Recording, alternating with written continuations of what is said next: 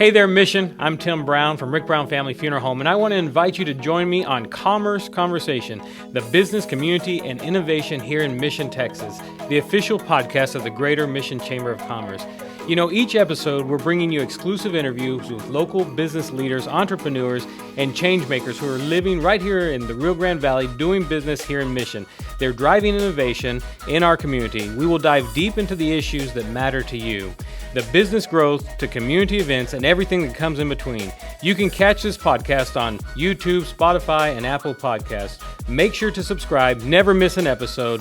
If you miss one episode, you miss a lot, so don't miss an episode. We're excited to share the latest in business and community news with you. We'll see you on the Commerce Conversation.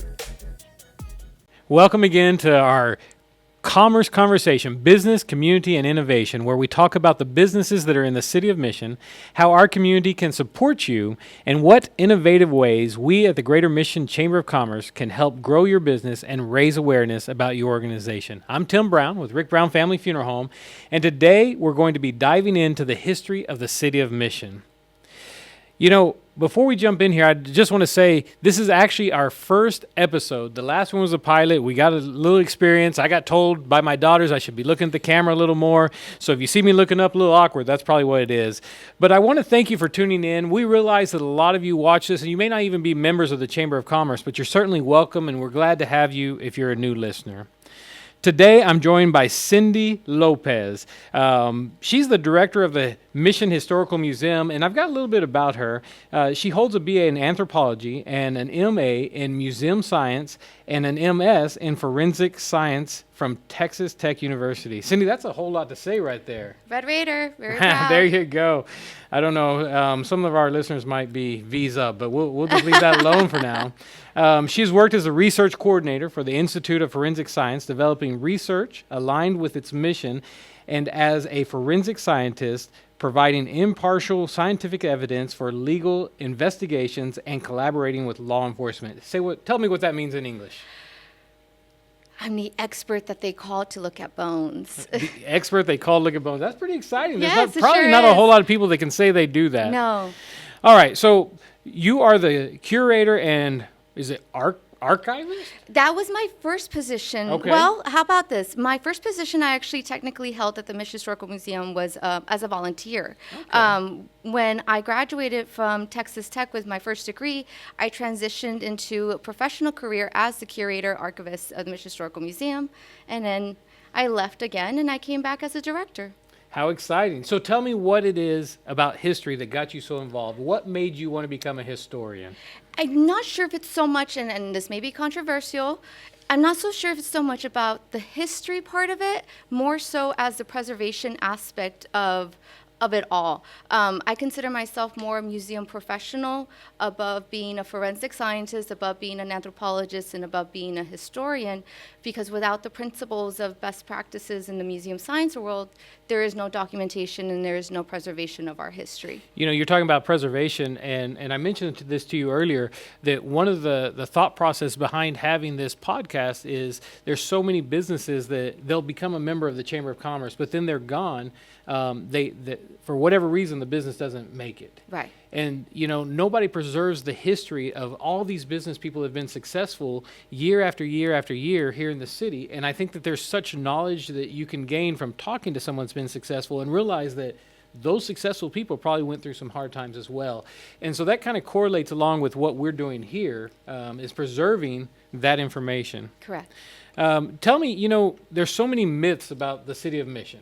All right, there's so many things I've heard about the city of Mission, but there are some real historical facts. And by the way, I think that Mission, as far as the Rio Grande Valley goes, probably has the deepest roots in history. I absolutely love the city of Mission. Yes. I look at the number of people that have come from the city of Mission that are doing things out there. We have everything from famous wrestlers to, Yes. you know, might even know a coach for the Dallas Cowboys at some point. But, you know, what is the difference? How do you separate the difference between something that's myth and something that is actually historical fact? Documentation. If it's not written, it's not accurate. Now, do I necessarily believe that myself? No, because whatever has been written and documented came from word of mouth as Right. well.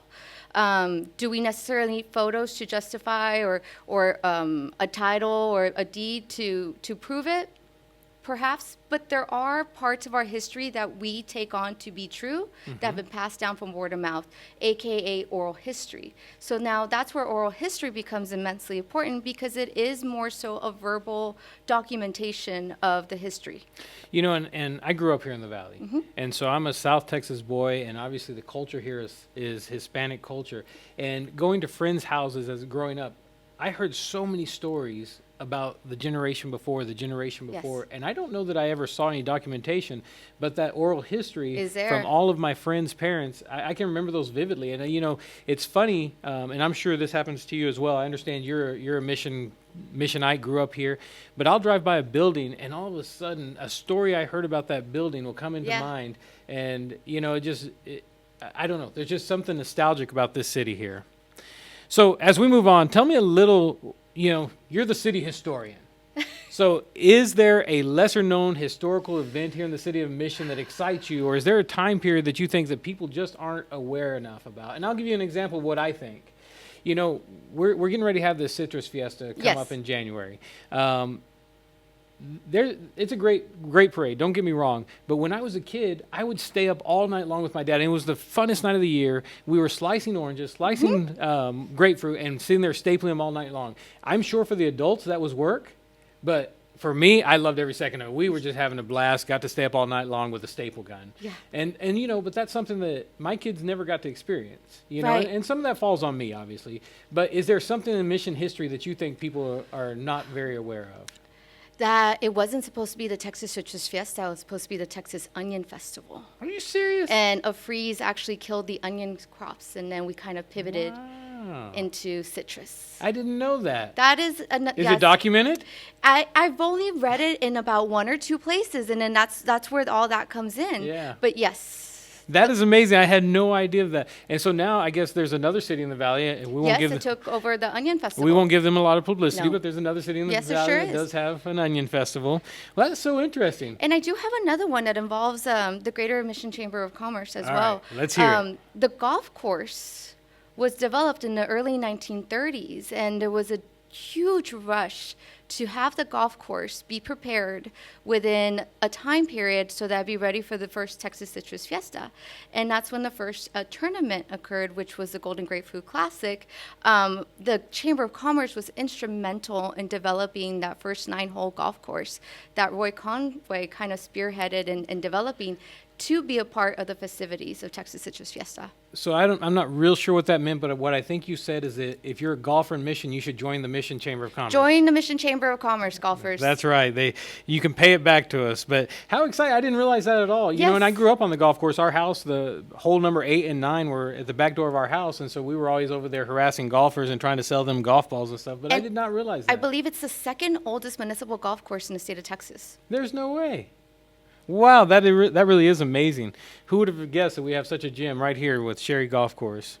Okay, so what do you think is the most important lesson that we can learn from studying the history of Mission? How to overcome adversity, just much like you said earlier, that we have several businesses that opened up recently and they kind of throw in the towel per se because it's difficult to get over those hard times. And if history teaches us anything, is how not to repeat mistakes. Yeah. And or gives us a plan to move forward and how to, proceed with those type of adversities. You know, because I'm a funeral director, I do so much spending time in cemeteries, which is probably not most people's favorite thing to do. Kind of like it myself. I guess that falls in line with what you do. But, we have some historic cemeteries. We have San Jose. We have Laurel Hill Cemetery. And as we walk around there, I look at headstones, and I see so many names that, at one time, downtown Mission had a name of a business that was there. And, and I think back, Bob Howe, Don Lingers. There's so many things so many of these places that I can remember. You mentioned your mom had a shop that was downtown. Yes. And I start thinking about all these places, and I realize the wealth of knowledge that these men and women put into our generation without us even knowing they were teaching us. It's amazing. And it does fall on our generation to pass that along to the next generation there. So I don't know if you know the answer to this, but what is the longest serving business in the city of Mission?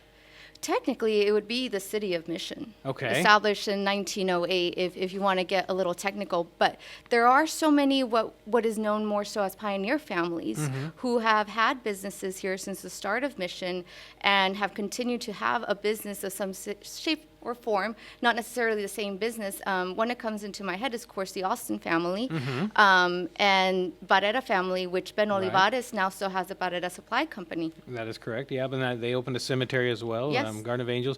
You know, yesterday I got a text message that Ben Cavazos over at Mission Auto Electric celebrating 70 years. Yes, that is one of our favorite businesses. They're a very strong supporter of the museum, and they're very generous to all the communities in the area. Well, I'll throw out a little plug for my funeral home, but we will hit 25 years come December, which is fairly exciting. Yes. And in 25 years sounds like a long time until I hear someone like Ben Cavazos or Ben Olivares here, how long their family's been in business. But this is a heritage that I hope that my family's able to keep up, and one day some young guy just like me is sitting here and having a podcast about our funeral home and the heritage here. And it is important to acknowledge these businesses, and we don't, where we lack a little bit of documentation in terms of all the businesses, right, that have ever existed. We do have phone books. Okay. Very old phone books that we've been using to kind of document and go back and see which ones are the oldest businesses in Mission. The Texas Historical Commission has a program called Texas Treasures Award. Right. And it is a program free of charge to businesses. You submit an application, documentation that you've been in business for 50 plus years, and they send you a nice little, kind of plaque to put in your business, and they help you with promotional and marketing material. That's amazing. So if anyone wants help filling out the application, visit us at the museum. Yeah, that's really great though, because what an accomplishment, you know? And we've identified 25 businesses. Wow. So far. Just here in the Mission area. Just here in Mission. Wow. Yeah. That really is, that is something to be proud of. All right, so I'm going to throw you a question that's not on here. All right. Okay, so as I drive through the city of Mission, there's quite a few historical markers. I think we're blessed in the city to have what is your favorite historical marker? And don't say you can't use your own building there. No. Although that is a great historical marker. If you haven't stopped by and seen the historical museum, that's the old Sherry building. When I was a kid, it was the Mission City Hall. Yes. And so it's a great marker, but I'm not going to let you use that one. One that's actually in the works. Okay. So we were very blessed to host a very young individual who has been volunteering with the museum since he was 19, and he's in his early 20s, has since then received his master's. He's very fond of his neighborhood. Okay. And so while doing his internship at the museum, he saw more photos of his house and the houses around him, and he got this really strong passion and interest, and he's one to watch in the future. And so he submitted an application for his entire neighborhood to have to be considered a national registrar. Wow. As a historic district. It more recently passed through the State Review Board, and it is now going to the National Park Service for final approval. So if approval, we will have another neighborhood with a National Registrar Historical District, which is Sherry Heights. That is amazing. Yes, and it is actually one of, coincidentally, my favorite neighborhood in the city of Mission. So while it's not up yet, I have no doubt that it will reach that historical marker level. Well, good, and I'm glad to hear that, because so often we drive around and think, well, everything that could be marked is already marked, but that's proof that there's still so much to learn here in the city. Okay, so just to recap, make your way by the Historical Museum, talk to Cindy. She'd be happy to sit down and talk to you, I am sure. Yes. But come look at everything. Mission is such beautiful character, and Mission is one of the cities that you can learn so much from the history of where we've come. And this episode here, we're kind of calling it the past, present, and future. We've talked a little bit about the past. We're sitting here in the present. Some of us are living it. I can't wait to see what the future holds for the city of Mission. I agree, and likewise, we learn a lot from talking to our visitors. They share their knowledge and their experiences and their historical documentation with us, so we love to have conversations with our visitors. So, Cindy, there at the museum, do you have any exciting exhibits that are coming up? Obviously, if you visit the museum year-round, different things are coming up. So what do you have right now that we should be looking out for? We just most recently opened up our community altar exhibition for Dia de los Muertos. It's part of an overall festival that we host annually every year. We call it a folklife festival because we want to help preserve the intangible parts of our culture. People learn how to build an altar. We have Girl Scouts who build mini ofrendas, and we give them Girl Scout patches with little calaveras and skulls. So we want to take this opportunity to invite invite the community to our Dia de los Muertos Folklife Festival on November 2nd from 2 to 6 p.m. at the Mission Historical Museum. And of course, it is free, just like admission is always free. So, that sounds like it's going to be a great event. Number Yes. one, if you're of the Hispanic culture, obviously that's something you're familiar with Yes. and you would enjoy that. And number two, if you're not of the Hispanic culture, come experience Come it. experience, come and learn, come and ask us questions about why there's salt on the ofrendas, why there are candles on the ofrendas. Okay, so I'm going to throw it at you. Why is there salt? It helps. It's supposed to, the objects that are on the altar conglomerately all together are supposed to help the spirit pass. Okay. So Dia de los Muertos is an event in which our loved ones visit us once again, and then you know that they're there because the papel picado moves in the wind. Okay. Well, technically there's no wind. So as it moves, it is said that it's the spirit that is dancing in the room and has come back to visit us. Okay, so that probably conjures up lots of questions for Yes. everybody, and they can come see you at the museum. Come see us at the museum. Awesome. Thank you. All right, joining us next, we have Vanessa Nicole Hernandez. She is the Vice President of Membership Development here at the Greater Mission Chamber of Commerce. She's got some information for us with upcoming events. And Vanessa Nicole, I know that the Mission Chamber of Commerce is always busy. I know that because I'm on the board here, so you probably have quite a few things to share with us. Yes, I do, Tim. Thank you. And thank you for everybody who's listening to our first ever podcast. We're excited that y'all are tuning in today here. Here, my role at the Greater Mission Chamber of Commerce is to help our members grow their business and connect further with our community. So for our listeners, my primary role is to help with membership, right? Like we were talking a little while ago about several folks that are interested Right. in the community. So if you're interested, feel free to reach out to us. You can call us directly here at 956-585-2727, or you can visit us in person here at our office at 202 West Tom Landry, Mission, Texas, 78572, or online at missionchamber.com. We have plenty of opportunities for all types of businesses and organizations that are interested in connecting with the city of Mission and beyond. We provide services for non-members. We give advertising opportunities. We have low memberships starting at $29 a month. If you're an individual just starting your business, we also have one at $19 a month. Really? You can pay that monthly or annually for the whole year. It's $199, and then it goes from there. So we can talk to you individually and dive in deeper and see what your needs are, and just reach out. Don't be Man, scared. hearing you describe that makes me want to get a second membership for my business. Well, All we're right. here to help, Tim. Well, that's good. And I can tell you, as a member of the Chamber of Commerce, there's so much value. You think about $29 a month, and the networking, the people that you meet. $29 a month is nothing. What an investment it is. Absolutely. And sometimes the best investment you can make is investing in yourself, and that's exactly Absolutely. what being a member of the Chamber of Commerce is. That's true. And in this episode, I know we were talking about the past, the present, and the future. So wanted to share a little bit more about what future events we have. So Okay. in part of our Discover Mission events, we have our annual Mission Community Health and Wellness Fair. That's happening on Thursday, December the 5th, and Friday, December the 6th at the Mission Event Center. And that's from 7 a.m. to 12 p.m. on both days. And who's invited to that? So there we will have our local hospital, Mission Regional Medical Center, and then we're actually working right now on getting some of our community members involved. So Okay. don't have all the list of names yet, but But we'll as far keep as the it- community, is anyone able to come? Do you have to be a certain Yes, age? everyone's able to come and take advantage of the health fair. Great. What else you got going on? I know you got more than that. Yes, we do. So on Friday, December the 13th from 6 to 9 p.m., join us for our holiday market days. So if you're looking for last minute gifts that are homemade or something unique, you can come and join us at the Leo Peña Placita Park. This is an opportunity for our members to showcase their services and products, and we're encouraging all of our GMCC members to call us and reserve their spot for their booth. It's free for our members. If you're not a member, though, don't worry about it. You can also call and reserve your spot. It's just going to be $10 to get your booth. So if you're a member, it's free. Yes. That is the right price. Yes. Yeah. Yes. So if you make one sell, you profited. Exactly. All right. I don't know why Exactly. everybody wouldn't be doing that. And there's a lot of home businesses, though. People that may not be a member of the Chamber of Commerce, they do something out of their home for $10, they can come and have a booth. That's extra exposure. Yeah, Extra that's exposure and fantastic. brand awareness. All right. Is that it? No, we are also preparing our team team is actually preparing for 2025. Mm-hmm. We're looking already at the new year. So just to put it out there, we want everyone to know that we're getting ready for a Citrus Fiesta.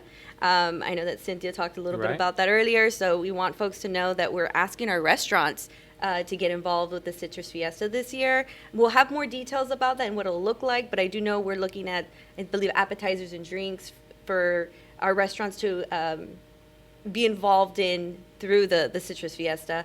We're looking for those unique flavors so that we can make Right. sure that our community knows what's out here, right here in Mission. So the word you used earlier, more exposure. More exposure, Yep. absolutely. And so more exposure means more customers, more people in seats, and more people at tables. That's right. All right. Well, that's exciting. right. All right. So talk to us. If someone wants to know more about the Chamber of Commerce, what do they need to do? They can call us here at the Mission Chamber at 956-585-2727, or they can visit us here at our office at 202 West Tom Landry, or visit us online, right? No one wants to drive around. You can also go online, and you can go to missionchamber.com. So I want to put a little plug for coming in to the actual office. You know, you have a room right over here. You have a boardroom. There's several things as a member that a lot of members don't realize they have access to. And so if you come in, I'm sure Vanessa and Nicole will be happy to give you a tour of the entire place and let you see what you have access to as a member. You know, use those $29 a month. There's so many avenues that you could use that money here. Absolutely, and we do have the forms online. If you know any member wants to utilize our facilities, we do have that. Just depending at what time and date, and then of course based on availability, right? Right. So we're willing to work with everyone. Whoever's ready to come and join us and utilize our facilities are welcome to give us a call. Well, thank you. Appreciate your time here. And thank you, everyone, for listening to the Chamber of Commerce, Business, Community, and Innovation. If you enjoyed today's episode, we're going to ask you to do us a favor. Go and subscribe, rate, review the podcast. You can do that on YouTube and Spotify. If you did not enjoy today's podcast, don't do anything, all right? I'm just messing with you. Anyway, I'm your host again, Tim Brown, Rick Brown Family Funeral Home, and I want to remind you not to forget to follow the Greater Mission Chamber of Commerce. We're online. You can check us out anytime for updates on content, what's going on, and we look forward to having you all join us again for our next episode. Once again, this is a episode we do once a month. It's usually released towards the end of the month, and we're happy to have you here. This has been The Commerce Conversation, Business, Community, and Innovation, hosted by Tim Brown and produced by the Greater Mission Chamber of Commerce and edited by the Greater Mission Chamber of Commerce. We will see you in the next episode.